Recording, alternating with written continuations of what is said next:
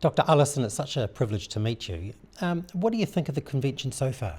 Oh, well, I think it's been great. We've got a full auditorium and a whole lot of people and, really good energy, really enjoying it. And the speakers, full of knowledge, and I've enjoyed it so far. We're only halfway through the day though. What could you say are some of the gems from your talk? Well, I think the thing that got the most applause was right at the end. What do we need to do now? Well, what can help us move on? And that is...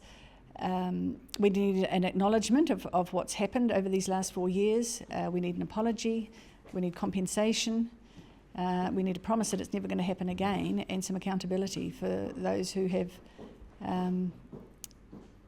those who have run the whole pandemic, the pandemic response. I mean, I think it was the response that caused the issues rather than a viral infection or an infection itself. It was the response to the infection that's caused the problems. How do you see the NZDSOS, how do you see them moving forward with trying to attain that?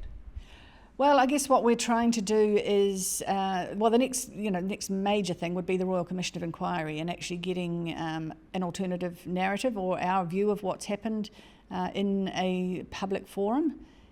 Because there's a huge amount of work. I mean, particularly, I'm interested in the pharmacovigilance and how do you monitor adverse reactions to vaccines? Have they been well monitored? How have the causality assessments been done?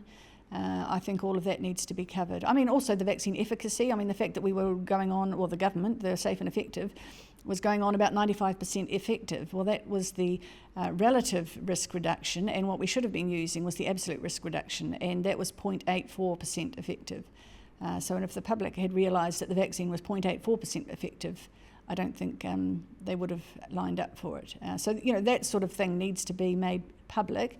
And so I hope the commissioners, none of whom are medical or scientific, will be able to understand what the significance of that is. So how important is it that people support NZDSOS? Well, I think it's, if you're concerned about what's happened over these last few years and you want to see the truth be told and you don't want it to happen again, I think it's very important to support us, because we've been speaking out and, speaking the truth as far as we can see it some of us individually from 2020, but collectively from 2021. If someone was on the fence about going to the NZDSOS conference next week in Auckland, they're on the fence, what would you tell them? Well, I'd say come along and have an open mind. I mean, I don't necessarily expect you to believe or believe what everyone says, but at least have an open mind and come and listen. Particularly if you haven't heard an alternative. If all you've heard is the Safe and Effective and what's in the mainstream media, you've missed out on a huge amount of what's been going on these last few years. And so I'd say yes, come along and listen. We'd love to see you. So what role does NZDSOS have, and what are you trying to achieve ultimately? Well, we're trying to achieve the truth being told, and we're trying to get some help for those who've been injured. Those who've been injured, those who have had loved ones die. We want the truth to be told, and we don't want this to happen again. We don't want the country to go through another response to an emergency like this. The people haven't consented to the way we were treated. There's been no public discussion about how you'd manage an emergency. There's been no discussion about whether it even was an emergency.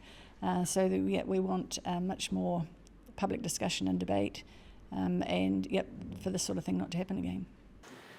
We need compensation for those who've been harmed in all sorts of ways.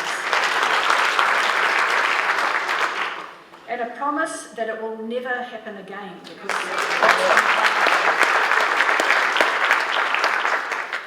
And then accountability for all of those who